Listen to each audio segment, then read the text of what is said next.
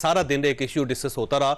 वो एचईसन कॉलेज के प्रिंसिपल हैं, ऑस्ट्रेलियन हैं, उन्होंने इस्तीफा दे दिया अचानक और उन्होंने एलिगेशन लगाया कि आहद चीमा साहब जो इकनॉमिक अफेयर के वफाकी वजीर हैं, उनके दो साहबजादों का इशू था और उनकी फैमिली ये डिमांड कर रही थी कि हम इन बच्चों को इस्लामाबाद लेके जाना चाहते हैं और जितना अरसा ये इस्लामाबाद पढ़ते रहेंगे उतना अरसा हमारी 2 सीटें भी रिटेन की जाएं और उसके साथ साथ फीस भी माफ़ की जाए। और उस पर ज़ाहिर प्रिंसिपल ने इस्तीफा दे दिया और एक कंट्रोवर्सी सी क्रिएट हुई। इस सारे इशू में एक जो मिसिंग एलिमेंट था वो आहद चीमा साहब की स्टेटमेंट थी, क्योंकि आहद चीमा साहब किसी जगह टेलीविजन पर पेश नहीं हुए और उन्होंने अपना कोई रिस्पॉन्स नहीं दिया। तो इस वक्त वो हमारे साथ मौजूद है, हम चाहते हैं कि उनका व्यू जो है वो भी मीडिया के अंदर आना चाहिए। आहद चीमा साहब आपका बहुत बहुत शुक्रिया। ये फरमाइएगा सर, ये इशू बेसिकली है क्या? इशू यह है जी कि मेरी मिसेज ने एप्लीकेशन दी थी एज अ गवर्नमेंट सर्वेंट इन 2022। ठीक, जब उनकी ट्रांसफर हो गई थी इस्लामाबाद कि हमें इस्लामाबाद ट्रांसफर के बाद कॉलेज से छुट्टी दी जाए। ठीक, तो प्रिंसिपल ने कहा जी छुट्टी आपको मिलेगी बट आपको फुल फीस देनी होगी। ठीक, तो उन्होंने इनको लिखा कि जी 2 जगह पर फीस देना तो मुश्किल काम है, तो आप हमें बगैर फीस के अलाउ करें। प्रिंसिपल ने इसे एग्री नहीं किया तो फिर मेरी मिसेज ने गवर्नर को एप्लीकेशन दी, क्योंकि वो बोर्ड ऑफ गवर्नर्स के हेड है, कि जी इसको आप देखिए एज अ पॉलिसी, ये जरा हार्श पॉलिसी है कि आप दोनों जगह पर फीस दें और स्पेशली गवर्नमेंट सर्वेंट्स के लिए तो मुश्किल है बहुत ज्यादा, इससे बहुत ज्यादा हो गई। तो गवर्नर साहब ने ये मैटर बोर्ड ऑफ गवर्नर्स को रेफर किया। बोर्ड ऑफ गवर्नर्स ने 2023 के शुरू में इसको डिस्कस किया और इन प्रिंसिपल अप्रूव किया और कहा कि जी मैनेजमेंट जो है वो मोडेलिटीज बनाए इसकी कि कितने साल तक माफ होगी, कितनी माफ होगी, फुल होगी या नहीं होगी वगैरह वगैरह। उसके बाद अगला पूरा 1 साल तक जो है मैनेजमेंट स्पेशली प्रिंसिपल इसको दोबारा बोर्ड में नहीं लेके आए और नहीं पॉलिसी बनाई और वो उसको ओपनली अपोज करते रहे लेफ्ट एंड सेंटर। ठीक, तो 1 दफा 2 दफा उन्होंने मुझे भी पैगाम भिजवाया कि जी आपकी हद तक तो मैं ये मसला हल कर देता हूँ, आप पॉलिसी लेवल पे इसको मत परसू करें। ठीक, तो मैंने कहा जी मेरा तो इससे इस तरह ताल्लुक नहीं है, लेकिन हम जो भी बात करेंगे उसूल पे। हम जो पॉलिसी के लिए कह रहे हैं अगर ये फैसला हमारे खिलाफ होता है तो हम फीस पे कर देंगे और अगर हमारे हक में होता है तो सबके लिए होना चाहिए। ये तो कोई बात नहीं है कि हमें आप रिलीफ दे दें और बाकी लोगों को ना दें, क्योंकि हमने देखा है ऐसे लोगों को भी गवर्नमेंट में जिन्होंने अपने स्कॉलरशिप्स फॉरेन स्कॉलरशिप्स तक फोरगो किए इसलिए कि बच्चे इस समय पढ़ रहे हैं, अगर ले जाएंगे तो फीस कैसे देंगे और अगर छोड़ जाएंगे तो अकेले कैसे जाएंगे। तो लोगों के लिए बड़ी हार्ड चॉइसेस बन जाती हैं कि बच्चों को अकेला छोड़ें या 2 जगह फीस कैसे दें। तो जो भी करना है आप पूरी सब लोगों के लिए करें।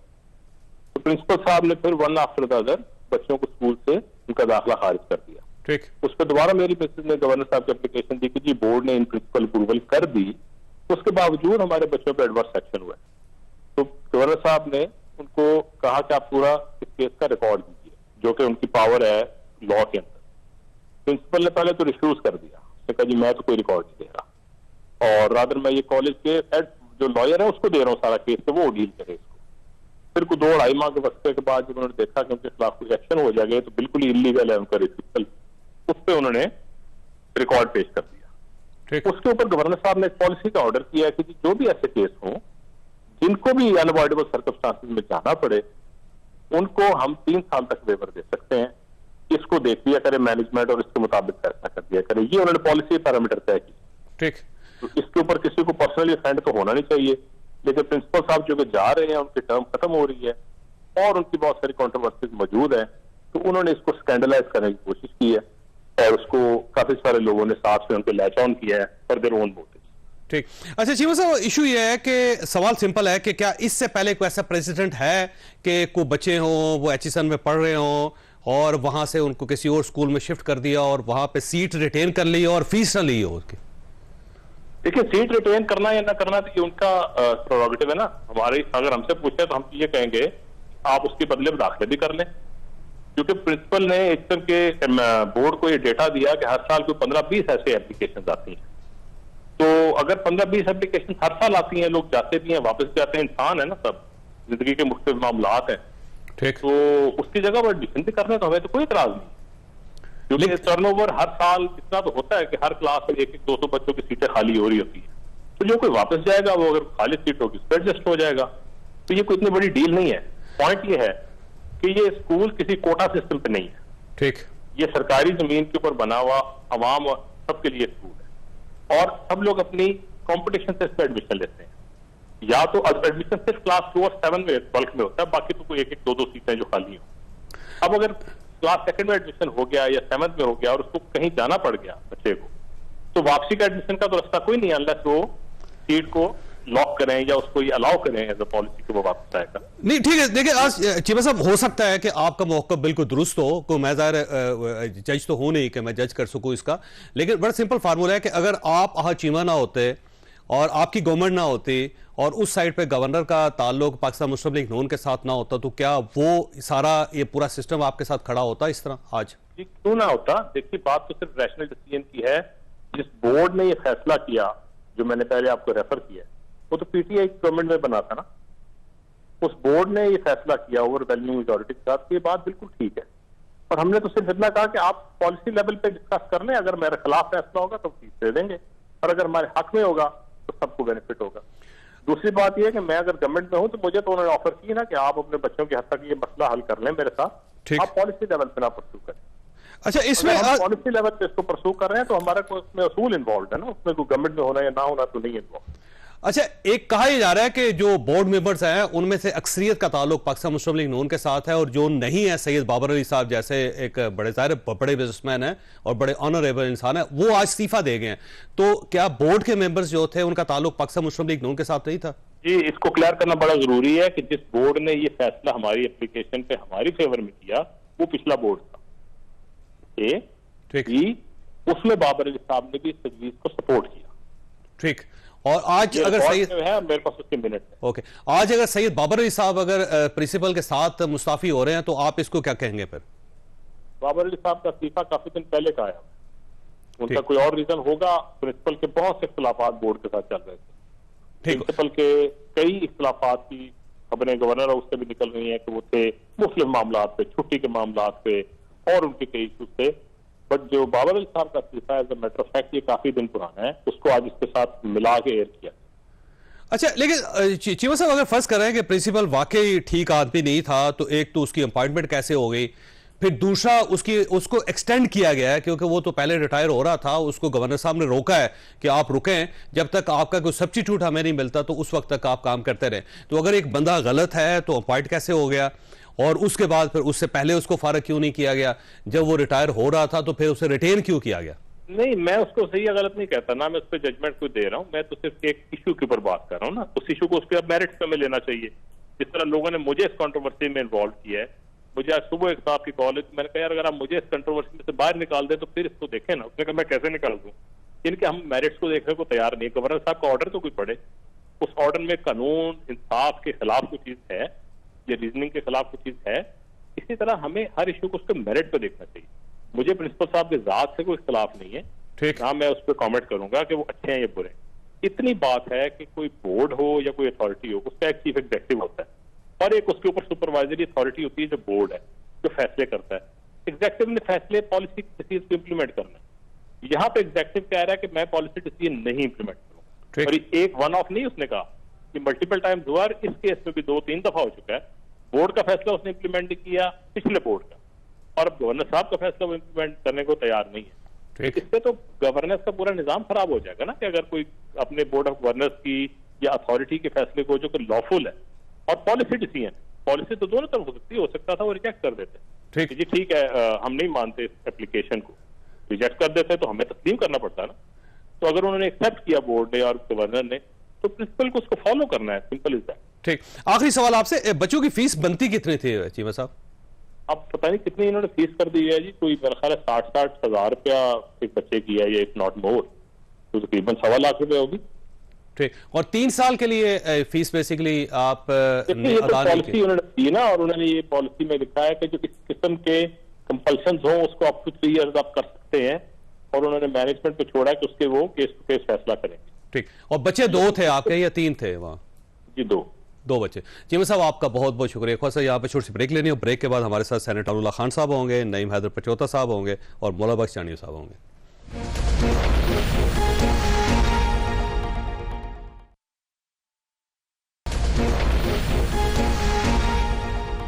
प्रोग्राम में दोबारा खुश आमदी। चाणी साहब ये फरमाइएगा सर, ये आहा चीमा का इशू बड़ा छोटा सा है लेकिन बहुत ज्यादा हाईलाइट होता चला जा रहा है। ऐसा लगता है सोशल मीडिया के ऊपर सिर्फ एक ही इशू है जो डिस्कस किया जा रहा है। तो ये बेसिकली पाकिस्तान मुस्लिम लीग नून की गलती है, सिस्टम की खराबी है, इन चीजों के ऊपर गवर्नमेंट तवज्जो क्यों नहीं दे रही?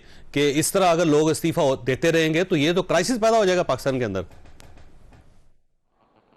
ये आपकी बात दुरुस्त है, लेकिन मैं इस मामले से ज्यादा बाखबर नहीं हूं। आपके ही प्रोग्राम में ने तफसील से इनकी बातें सुनी है। अब क्योंकि आदमी बड़ा अहम है, उसको मुतनाज़ा बनाना है, बात बड़ी बनानी है, तो ये तो उनका काम है। बहुत सारे लोग हैं, मामला होता ही कुछ भी नहीं, लेकिन इसको बहुत बड़ा करके, अब इसका क्योंकि मुझे इल्म नहीं है, लिहाजा मैं गलत बयानी करके किसी की कम कर दूं बात, ये अच्छा नहीं है, मुझे पता नहीं है इसका। बिल्कुल ठीक। मैं जानी साहब वैसे आपकी तरफ आऊंगा वापस, मुझे फिर ना पजौता साहब से बात करना है। पजौता साहब, वैसे ये सोशल मीडिया के ऊपर इतना ज्यादा उठाया हुआ है पाकिस्तान तहरीक इंसाफ ने, ऐसा लगता है कि पाकिस्तान में इसके अलावा कोई इशू कोई नहीं है। आपको बस इशू मिल जाए ना तो बस आप वही करते हैं जो कर रहे हैं। बहुत शुक्रिया जी। देखिए, हर मुहिब वतन पाकिस्तानी जो है ना चौधरी साहब, वो ज़रूर आवाज़ उठाएगा जहाँ पर कोई गलती होगी, जहाँ पर कोई मिस्टेक कोई करेगा, यहाँ पर कोई अगर अपने इख्तियारात का गलत इस्तेमाल करेगा। अब आप देखें कि आज चीमा साहब जो अभी खुद बता रहे हैं कि कोई 1,20,000 या समथिंग जितनी भी अमाउंट बनती है, 30 बनती है 2 बच्चों की, तो वो 3 साल का मिलाकर अगर वो बनाया जाए तो आप लगा लें कि वो 36 लाख या 40 लाख बनेगा। तो उसमें उनको क्या मसला है, क्योंकि जितने वो करीब तरीन है अपनी मर्जी से, के वैसे भी इससे अगर गुज़श्ता भी चले जाएं तो इस्लामाबाद में मुझे पता है में होता है कहाँ गुजारा होता है। मुझे पता है कि चेयरमैन CDA भी उन्होंने उनकी रिकमेंडेशन के ऊपर लगे थे। तो इसी तरह से पोस्टिंग ट्रांसफर जो है वो बड़ा उनका रोल है। जब भी वो कहते हैं नवाज शरीफ साहब, शहबाज शरीफ साहब, जिसको भी PMLN के लीडर को, तो आप उनका कहना मानते हैं करके दे दें उधर। देखें वो ट्रांसफर पोस्टिंग करते हैं ना जी, तो ट्रांसफर पोस्टिंग में मामला तो फिर आपको पता है क्या तरीका बता रहे हैं आप फीस जमा करने का। नहीं, मैं ये गुजारिश कर रहा हूं कि एक ब्यूरोक्रेट को आपने देखा कि बजाय ये कि वो मेरिट की बात करता, उसने इख्तियारात का गलत इस्तेमाल करके गवर्नर को जाकर उसमें इन्वॉल्व होना पड़ा। आप ये देख लेना कि शौकत खाना भी आप सामने रख लें। मैं पिछले प्रोग्राम के अंदर भी कह रहा था कि वहां पर मैं, अगर मेरी फैमिली का कोई बंदा है ना, उसको कैंसर का मसला है, तो मेरिट चलेगा। मैंने डॉक्टर फैसल साहब से बात की, मैंने कहा जी एक मेरा करीबी है जानने वाला, तो हम इलाज करवाना चाहते हैं। उसने कहा जी ऑनलाइन ये है, और अगर उस जगह पर जाना है तो ये एड्रेस है, वहां जाकर वो करवाएं टेस्ट। अगर वो उसके ऊपर आता हुआ पूरा तो फिर उसको एडमिशन मिलेगा, अगर नहीं आता होगा तो नहीं मिलेगा। लेकिन यहां पर आप देख लें कि एक बेहतरीन प्रिंसिपल, मैं एतजाज हसन साहब के साथ पिछले प्रोग्राम में बैठा क्योंकि वो भी HSN से पढ़े, उन्होंने कहा जी बड़ा जबरदस्त प्रिंसिपल, बड़ा इसने अच्छे तरीके से कॉलेज, अब उसके ऊपर इल्जाम लगाएंगे। यानी कि आप इमरान खान के ऊपर भी इल्जाम लगा दें, आप जो आपके खिलाफ, जो आप देखें कि आपकी हुक्म नहीं मान रहा वो गलत है, और जो आपके हुक्म की तकमील करे, चाहे वो इलेक्शन कमीशन हो, चाहे वो कोई किसी अदालत का जज हो, या चाहे वो कोई IG पंजाब हो या IG इस्लामाबाद हो, जो भी हो वो ठीक है। तो कानून का मजाक बना दिया आपने मुल्क के अंदर मजाक बना दिया। आप क्या लेसन दे रहे हैं? अभी तो आपकी हुकूमत आई है, अभी है। वाकया छोटा सा है लेकिन है बड़ा खौफनाक। इससे पता चलता है कि आप माइंड सेट क्या है कि अगर आप फीस बचाने के लिए भी इस लेवल तक जा सकती है पाकिस्तान मुस्लिम लीग। देखिए बात ये है, बिस्मिल्लाहिर्रहमानिर्रहीम, इसका एक पहलू जो है ये है जो आप कह रहे हैं। दूसरा एक पहलू ये भी है कि देखें आहद चीमा साहब और गवर्नर जो है पंजाब, ये गवर्नर पंजाब को मैं बहुत अच्छी तरह जानता हूँ। ये लोग ईमानदार लोग हैं, ठीक है ना। ये कोई ऐसे लोग नहीं है कि ये कोई कहीं से कुछ राइट लेफ्ट करे। तो अब जो ईमानदार आदमी तो पैसे तो कम ही होते हैं, फिर जाहिर है। तो वो अगर वो एक कानून के दायरे में रह के एक एग्जम्पशन लेना चाह रहे हैं तो उसको मेरा ख्याल इशू नहीं बनाना चाहिए। और फिर वरना अगर आप इस तरह करेंगे ना तो फिर हर आप इंकरेज कर रहे हैं लोगों को दूसरी तरफ जाने के लिए। उसने जो है वो बोर्ड ऑफ गवर्नर जो PTI का जो बोर्ड PTI का बनाया हुआ है, उन्होंने इसको एग्जम्पशन। देखिए इसमें इशू सर ये है कि वो कह रहे हैं कि आप सीट हमारी रिटेन रखें और बच्चों को हम किसी और जगह इस्लामाबाद में दाखिल करवा देते, बाद में वो वापस आ जाएंगे। तो वो स्कूल उनको यही कह रहे हैं या फीस दे दें या आप यहाँ से ड्रॉप ले लें। नहीं, वो तो फिर मसला ही ना होता ना। अगर ये वाली बात होती कि वो अगर ड्रॉप ही करते तो खत्म ही हो गया मसला। बात ये है कि वो चाह रहे हैं कि उनके बच्चों का जो है वो रिटेन करे मामला वहाँ पे, और ज़ाहिर है HSN में दाखिला लेना बहुत मुश्किल, आपको पता ही कितना मुश्किल काम है। तो वो इसलिए शायद वो रिटेन करना चाह रहे हैं। और आपको इसमें कोई बुराई भी नहीं है। 15 कह रहे हैं केसेस आते हैं, और फिर उन्होंने पूरा जो है कोर्स ऑफ एक्शन वो लिया जो लीगल है। एक वो होता है ना ऊपर से आ जाए पावादी करना है वो सैयद बाबर अली जैसा बंदा वो मुस्ताफी हुए और साथ उन्होंने कमेंट्स किए हैं कि ये तो पूरा इदारा तबाह कर देंगे इस तरह। देखें मतलब यार मैं तो इन लोगों को जानता हूँ जिनको मैंने आपको बता दी। मुझे ये मालूम है कि ये लोग ऐसे लोग हैं नहीं कि ये कोई इस तरह का राइट लेफ्ट करेंगे काम। ठीक। लेकिन ये बदकिस्मती है अगर ये मामला इस हद तक चला गया कि ये मैं जरूर कहूंगा कि बदकिस्मती है कि पहले ही समेट लेना चाहिए था इसको इतना ज्यादा इसको आउट ऑफ कंट्रोल होना नहीं चाहिए था। जाहिर है। चाड़ी साहब आपकी तरफ आ रहे हैं सर, ये इमरान खान साहब का प्रोटेक्शन ऑर्डर जारी किया आज डिस्ट्रिक्ट एंड सेशन जज ने, और 4 अप्रैल को उन्होंने कहा जी कि इमरान खान साहब को पेश किया जाए, साथ उनकी अहलिया को पेश किया जाए, लेकिन मुझे नहीं लगता कि गवर्नमेंट उनको पेश होने देगी। तो ये क्या इनसिक्योरिटी है कि इमरान खान साहब को जेल के अंदर रखें, इवन अदालत तक भी ना पहुंचने दें, क्योंकि इनके वकील भी यहाँ बैठे हुए हैं, वही इनका भी ये क्लेम है। मेरा ख्याल है कानून जो सहूलत खान साहब को देती है उसको रोकना कोई मुनासिब बात नहीं। उन्होंने गलत रिवायात कायम की जिसकी वजह से आज तक उन पर जो बातें हो रही हैं वो आप देखते हैं। हम कोशिश करें अच्छी रिवायत की बुनियाद रखें। उन्होंने इंतकाम लिया, हम इंतकाम लें, ये मुनासिब नहीं है। लेकिन खान साहब अभी आपने आपको मासूम बनाते हैं, लेकिन जो उन्होंने भी किया, अब वो खवातीन की बातें करते कि मेरी शरीक हयात, आपकी शरीक हयात हमारे टाइम मोहतरम है, लेकिन और भी लीडरान हैं, उनकी भी तो घर वाले मोहतरम थे ना। मियाँ साहब की तो साहबजादी मोहतरम है, खान साहब हमारे जरदारी साहब की हमशीरा भी तो मोहतरम है। आप जब इंतकाम लेने पर आए तो आपने तो कोई नहीं इसमें फर्क महसूस किया कि ये इंसाफ है या ना इंसाफी है। लेकिन हम अच्छी बातों की हिमायत करते हैं, हम अच्छी रवायत की अमीन है। हम कहते हैं ये रवायत नहीं होनी चाहिए, अगर वो गंद कर गए तो हम भी गंद करें, ये नहीं, हमको ठीक होना चाहिए। बिल्कुल सही बात है। नहीं मेहदी साहब आपकी तरफ ये फरमाइएगा कि क्यों रिलेक्टेंट है जेल सुपरिटेंडेंट साहब के उनको इमरान खान साहब को लाया जाए अदालत? देखें, सुपरिटेंडेंट जेल हों या जहाँ पर आप देख लें सारे अदारे बड़ी खुलेआम बदमाशी कर रहे हैं। अदालत हुक्म देती है, अदालत के हुक्म की तकमील नहीं करती। मैं आपके सामने गुजारिश रखता हूँ कि लास्ट हियरिंग के ऊपर 25 मई के रिलेटेड कुछ हमारे मुकदमात चल रहे थे। आप मुकदमा जीते भी हैं वैसे आप? जी, मैंने 4 पहले वकील है वैसे पाकिस्तान तहरीक इंसाफ के, बाकी सारे वकीलों ने केस आ रहे हैं। नहीं, 4 मुकदमात में खान साहब जो है वो बरी हुए हैं। सिर्फ आपके मुकदमात में बरी हुए हैं सर? दीगर मुकदमात में भी मुख्तलिफ हमारे वकला ने बड़ा अच्छा काम किया है, बड़े वकील कंफर्म हुई है। जिस अभी वकालत की है उस पर केस ठुक गए इमरान खान।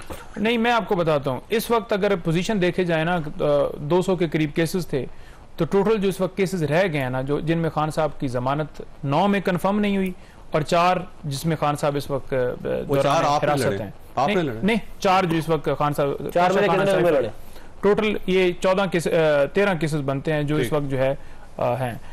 4 केसेस हैं जिसमें मैंने खान साहब को बरी करवाया। बरी करवाया ना आप उन वकीलों से बड़े साबित हुए? नहीं, वो बहुत बड़े सीनियर हैं, ये जबरदस्त तरीके से उन्होंने जमानतें कंफर्म करवाई हैं। खान साहब आप ना माने। अच्छा, चले जाते ना अली जफर साहब, मैं देखता कैसे बरी होते हैं। नहीं होते, क्यों ना होते जी। अली जफर साहब ने हमेशा बड़ी अच्छे तरीके से नुमाइंदगी की है पाकिस्तान तहरीक इंसाफ की, इमरान खान साहब की। और मैं बताऊं कि मैंने अदालत में ये गुजारिश की कि आप हुक्म देंगे लेकिन सुपरिटेंडेंट जेल जो है वो उसके ऊपर अमल नहीं करेंगे, तो लिहाजा बुलाएं। अदालत ने हुक्म दिया कि जनाब उनको वीडियो लिंक के जरिए पेश कर दिया जाए, क्योंकि पहला हुक्म माना नहीं गया। तो अदालत ने कहा कि उन्होंने कहा जी वीडियो वाली सहूलत भी मौजूद नहीं है। अदालत ने कहा क्या करें, सैलरी इसकी अटैच। देखिए, मैंने बताया अदालत को, मैंने कहा जी वहां पर USB व्हाट्सएप मौजूद है, वहां पर नेट लगा हुआ है, वीडियो कॉल, ऑडियो कॉल, हर चीज वहां पर डिवाइसेस लगी हुई हैं। अदालत वहां पर बनानी हो जहां पर 4 अदालतें जाकर लगनी हो, तो उसके लिए 2 घंटे के अंदर, 4 घंटे के अंदर बहुत बड़ा सेटअप बन जाता है। सिर्फ वीडियो, एक कैमरा नहीं लगाया जा सकता। क्यों खौफ है इमरान खान साहब की तस्वीर से? और सुपरिटेंडेंट जेल को बार बार हाई कोर्ट ने हुक्म दिया कि ये वकला की मुलाकात कराई जाए, ये पाकिस्तान तहरीक इंसाफ के रहनुमाओं की मुलाकात करवाई जाए। उमर अयूब साहब खड़े रहे वहां पर, फैसल जवेद खड़े रहे वहां पर। जैसे कहते हैं सबसे ज्यादा मुलाकातें इमरान खान साहब की हुई, 996 मुलाकातें। देखिए, पॉलिटिकल जितने लोग थे ना जी, उनमें से मेरा ख्याल में 1 दफा मुलाकात हुई है या 2 दफा, जिसमें अली मिर्गंडापुर साहब की मुलाकात है। नहीं, 56 लोग वकला की बात कर रहे होंगे। ठीक है जी। और अगर एक मुलाकात अगर 10 बंदों की करवाई है और ये कहें कि 56 लोगों की पूरे इतने टेन्योर के अंदर, अभी खान साहब को आज 2 चीजें बताइए। 35 लाख रुपए का खाना खा गए इमरान खान साहब। और 35 लाख 6 महीने में। वैसे कोई इंसान 6 महीने में 35 लाख का खाना खा नहीं सकता, मेरा खा ख्याल सकता है वैसे। जी। लेकिन 35 लाख बाकायदा उसकी चिटें हैं, ये याद रखिए। और साथ वो कहते हैं सबसे ज्यादा मुलाकातें इमरान खान साहब की हुई। नहीं, मुलाकातें देखें, जेल के अंदर केसेस थे, वकला जाते थे और हर रोज केस की समाअत होती थी, 4 अदालतें वहां पर लगती थी, तो उस सिलसिले में लोग वकील सिर्फ जाते थे, बाकी आम लोगों को तो कोई इजाजत नहीं। हाँ, नामालूम लोग वहां पर मौजूद होते थे, शायद उनकी भी गिनती कर रहे हो जो पीछे बैठे होते थे सिविल कपड़ों में। अदरवाइज पाकिस्तान तहरीक इंसाफ के रहनुमाओं में से कोई नहीं होता था। और ये पाबंदी आज भी लगाई गई है। हम बार बार ये मुतालबा कर रहे हैं इनसे कि उनको मिलने की इजाजत क्यों रोका जा रहा है? क्या अपने लोगों से खतरा है? क्या उनको अपने बहनों से खतरा है? क्या पॉलिटिकल लोगों से खतरा है? क्या उनको शिबली फराज से खतरा है? तो मुलाकात रेगुलर होती है उनकी। देखें, वो जब भी केस उन्होंने चलता बंद है, कर दी ना। आज वहाँ शाह पे महमूद मुलाकात कुरैशी साहब होती की फैमिली गई है, मंगल का दिन है, उन्होंने नहीं मिलने दिया। तो मतलब ये है कि आपने तलाशी लेनी है तो आप तलाशी लेकर उनको जाने दें। 1.5 किलोमीटर दूर उतारते हैं, वहां से पैदल लेकर जाते हैं कि आप आए जी, और 10 जगहों के ऊपर वैसे अफनान साहब का अपनी टेक है, आप बॉल पॉइंट नहीं लेकर जा सकते, पेपर नहीं लेकर जा सकते। साहबा के बाथरूम में कैमरा लगा दिए थे आपके दौर में, अफनान साहब बैठे हुए साथ। ये आपको इमरान खान साहब के चिकन से या उनके मटन से या उनके देसी मुर्ग से इशू क्या है आपको? और बीबी साहबा के कैमरों की भी बात करें जी। कैमरों से क्या हाँ। देखिए, मैं तो ये नहीं समझता कि अगर वहाँ पे लगे हैं तो नहीं लगे होने चाहिए। बुशरा बीबी का बिलखुसूस। बुशरा बीबी के कमरे में लगे? जी जी, कमरे के अंदर लगे हैं, कमरे के अंदर, वॉशरूम के अंदर लगे हैं। वॉशरूम में नहीं लगे बिल्कुल होने चाहिए जी। मैं इसके हक में नहीं, बिल्कुल। मैं तो आपको टीवी पे बैठ के कह रहा हूँ कि इस तरह नहीं होना चाहिए, क्योंकि ज़ाहिर है आपको बीबी ने बताया। बिल्कुल जी। अच्छा, और सामने नजर आ रहा है कैमरा, मैं अब खुफिया लगा हुआ है। मैं अब कमरे में तो नहीं गया, मुलाकात एक रूम के अंदर करवाई जाती है। ठीक है। और उसमें बताया कि वॉशरूम में ओपन लगा हुआ कैमरा नजर आ रहा है। बिल्कुल जी। मरीम नवाज साहिबा का तो ये कहते हैं खुफिया लगाए हुए थे। लेकिन उनको अंदाजा था, क्योंकि लेकिन मैं ये अपील करता हूँ उससे, जो भी जेल सुपरिटेंडेंट है कि वो उसके कैमरा वगैरह का कम से कम बुशरा बीबी का तो हटा देना चाहिए, क्योंकि खातून भी है। हमारे ना मज़हब में ना माशरे में इस तरह की रवायत है जिनको हम फॉलो करें। देखें, बाकी तो इसमें कोई शक नहीं है कि हमने जितना इमरान खान साहब को एंटरटेन किया है उतना उन्होंने हमें उसका 5% भी नहीं किया था। जितनी मुलाकात, आप यकीन करें, मैं कोट लखपत मियाँ साहब से मिलने के लिए जाता था, अक्सर औकात ये लोग कहते थे आज नहीं मिलने देना, जाए बाहर पूरा मजमा लगा तो नहीं अंदर जाने देते थे। फिर जो है वो मुलाकात भी बड़ी लिमिटेड किस्म की होती थी, चंद थोड़ी सी देर की होती थी, उसमें फिर वो उसके बाद वो कहते थे चले बस अब खत्म होगी कहानी। तो फिर भी उसके बावजूद मैं समझता हूँ कि जो कानूनी मामलात हैं उसके अंदर जो भी उनकी रिक्वायरमेंट्स हैं वो पूरी करनी चाहिए। हम ये लेकिन आपकी पार्टी बार बार कह रही है कि इतने ज्यादा पैसे उनके खाने पे क्यों लग रहे हैं? देखिए, खाने पे मुझे वैसे समझ नहीं आई कि ये 35 लाख रुपए हो कैसे गए, क्योंकि बहुत ज्यादा कैलकुलेट करें, मैं ब्रेक लेता हूँ, वापस आऊंगा। 35 लाख रुपए कैसे हो सकता है? डेली बनता है। छोटी सी ब्रेक हो, ब्रेक के बाद दोबारा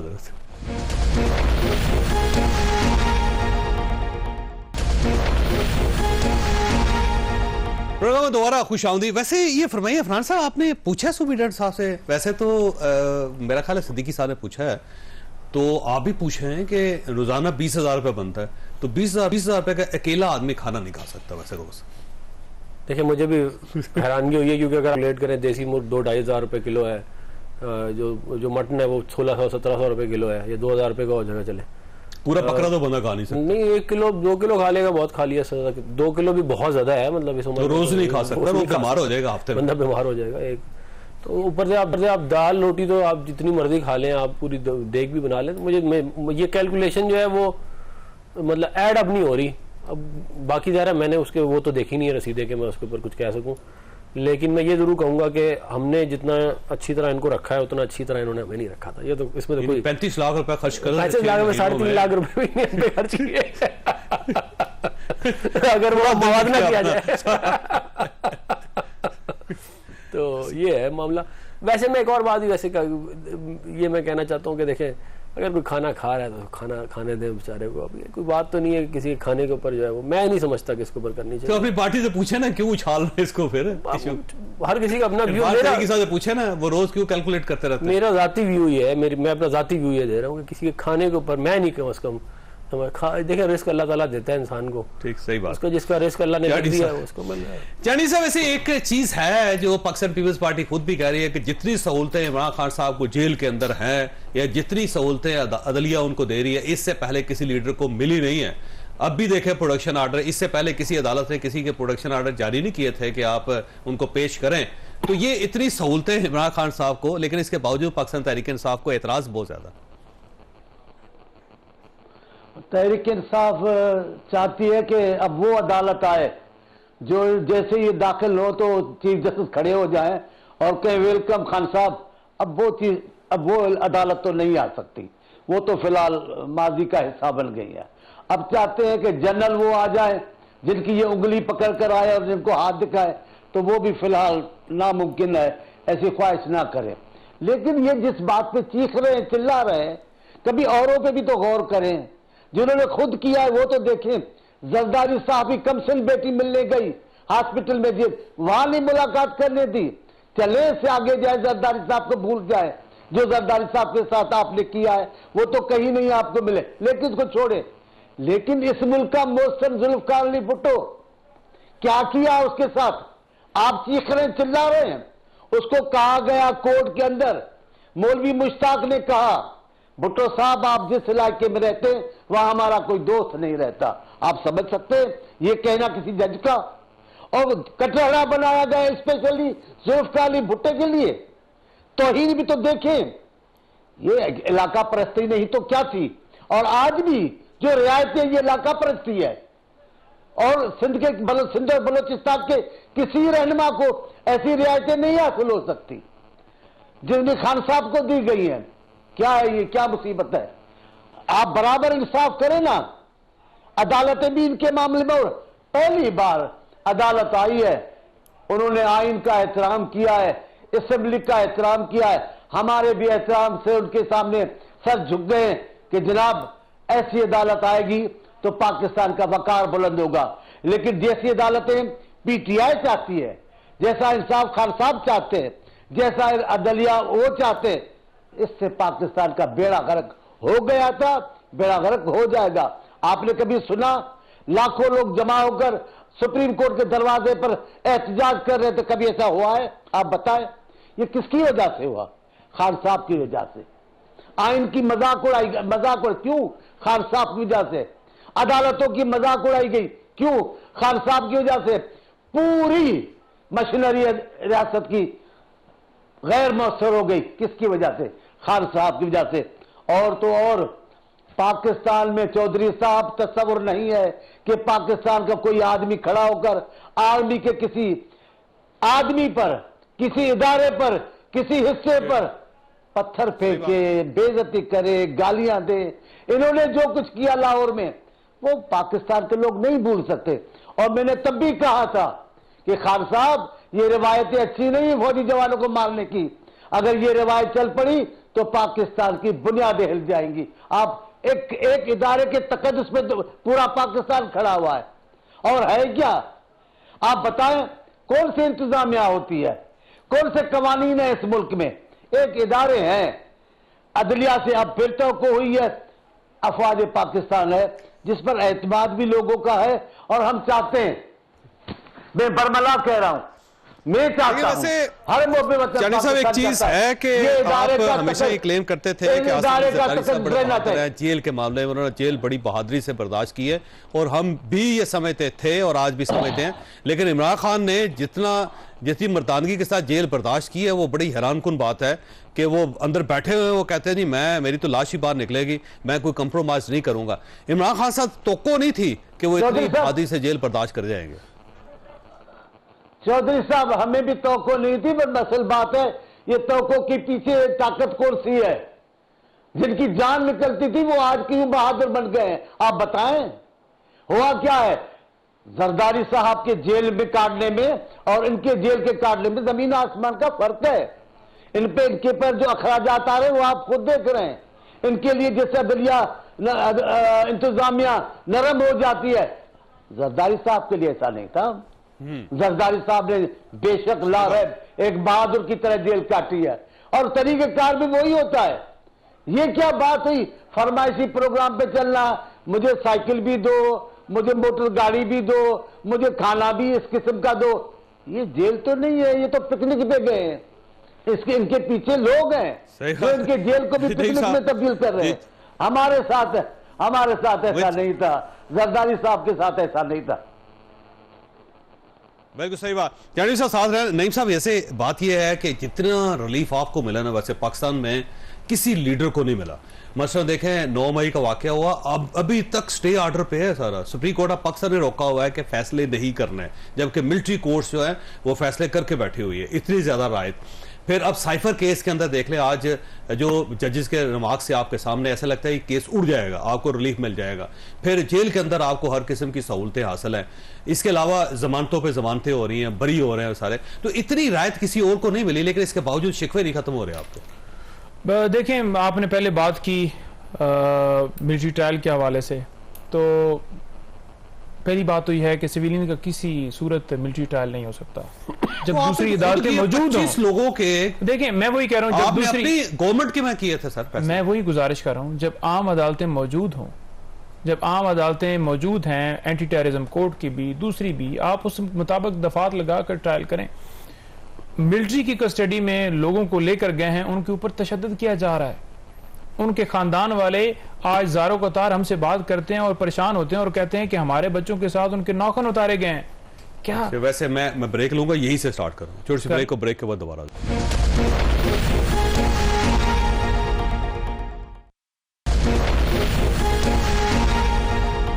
प्रोग्राम में दोबारा खुशामदीद जी। नईम साहब, आप कुछ बता रहे थे, आपका ख्याल ये है कि तशद्दुद हुआ लोगों पे? बिल्कुल बिल्कुल तशद्दुद किया जा रहा है, एक भी एविडेंस नहीं हुआ किसी जगह। देखें, एक जगह किसी ने कोई कंप्लेन नहीं की। देखें, बात यह है कि इस वक्त वो कस्टडी में है, अगर कोई कंप्लेन करे तो पहले आप क्या समझते हैं कि फिर उसको कानून इंसाफ जो है वो मिलेगा, कानून के मुताबिक उसके साथ ट्रीट किया जाएगा? जब पहले ही कानून की धज्जियां उड़ाई जा रही हैं तो बेचारे डर के उन लोगों ने अपने बच्चों को मरवाना तो नहीं है, तो वो तो बेचारे इस हफीजुल्लाह साहब जाकर हसान से मिले हैं और उन्होंने आकर ट्वीट किया कि वो बड़ा पुख्ता जो है, बड़ा मजबूती के साथ डटा हुआ है, उसके ऊपर तशद्दुद शुरू कर दिया, उसकी मुलाकात उन्होंने बंद करवा दी, फिर वो चुप हो गया, फिर उसके बाद अब उनकी मुलाकातें जारी हुई। अब वो तो बेचारे कहते हैं ना कि किसी तरीके से वो बाहर आए। दूसरी बात ये रहेगी, साइफर केस की आप बात कर रहे थे, इमरान खान साहब तमाम केसेस के अंदर जिस तरह से उनको अंदर डाला गया है, 3 दफा इस्लामाबाद हाई कोर्ट ने उस केस को दोबारा रिवर्ट किया, वापस भेजा कि जो फर्द जुर्म लगाया है वो कानून के मुताबिक नहीं लगाया गया। तो क्या अदालत को इतनी जल्दी थी? इस्लामाबाद हाई कोर्ट में चीफ जस्टिस ने, केस चलना चाहिए था। नहीं, चीफ जस्टिस ने इस्लामाबाद हाई कोर्ट में चीफ जस्टिस ने यह कहा कि इस अदालत को रात को 9 बजे भी लगी रही है और जिस तरह से 8 दिनों में 25 गवाह किए गए हैं कि इलेक्शन से पहले सजाएं दें ताकि लोगों के अंदर मायूसी हो और इमरान खान को वोट ना दें, ये तो इसलिए चाहते थे ना। लेकिन जितना मर्जी इन्होंने जो कुछ कर लिया उसके बावजूद आपने वैसे लतीफ जावेद साहब और राना सनाउल्लाह साहब का कहना है कि आपको रिलीफ दिया गया था पहले फैसले दे के ताकि आप इलेक्शन जीत जाए। नहीं, देखें, अब दूसरी बात ये रहेगी, केसेस झूठे हैं, पॉलिटिकल सारे केसेस हैं।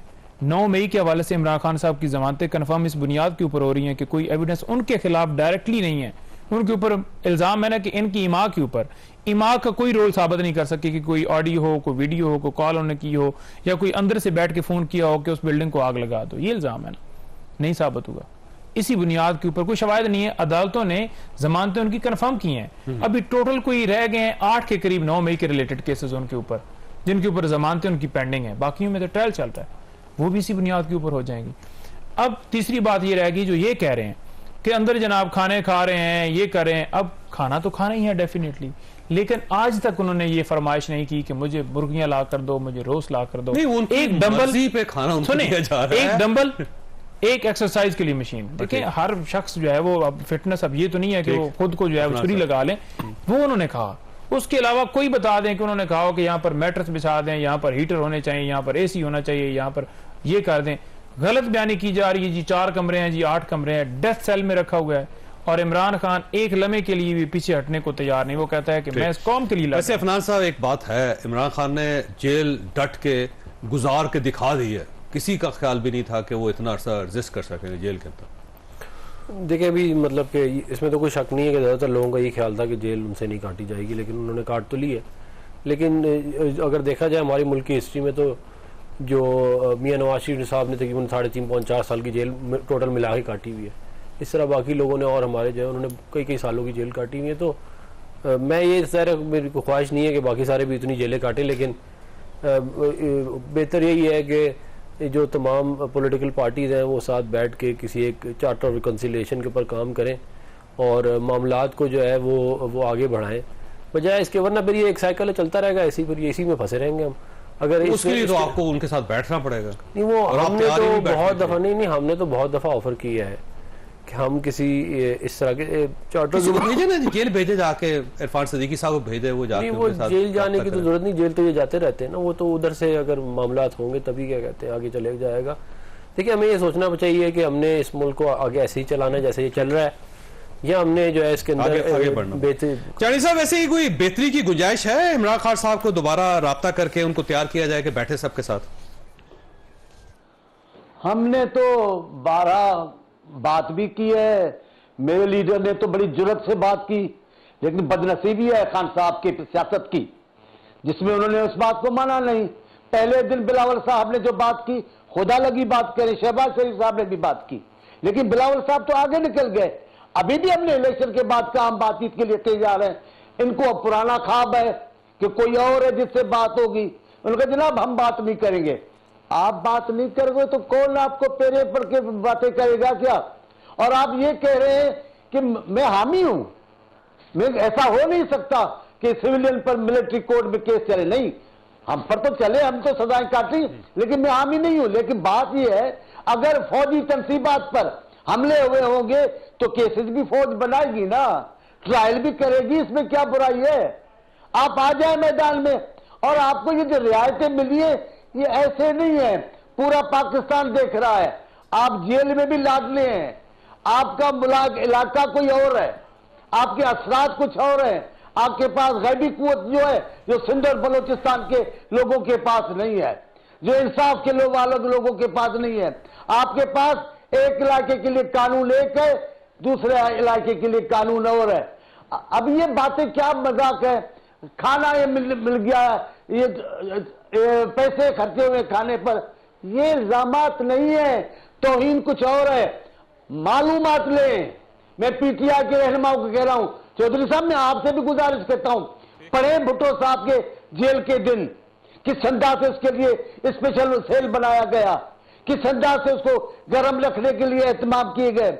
आप पढ़े बेनजीर साहबा के जेल के दिन, पढ़े किस अंदाज से वो जेल में रोजे रख रही थी, किस अंदाज से मई जून के महीने में वो सखर के जेल में कैद थी। आप तस्वर तो करें, जरदारी साहब के जमाने में आपका नुक्ता ठीक है और ये सोचना पड़ेगा पूरी स्टेट को। खासत आपने प्रोग्राम सुना, फैसला आपने खुद करना है। अल्लाह ताला आप और आपके अहले खाना को किसी में महफूज रखे। अल्लाह हाफिज।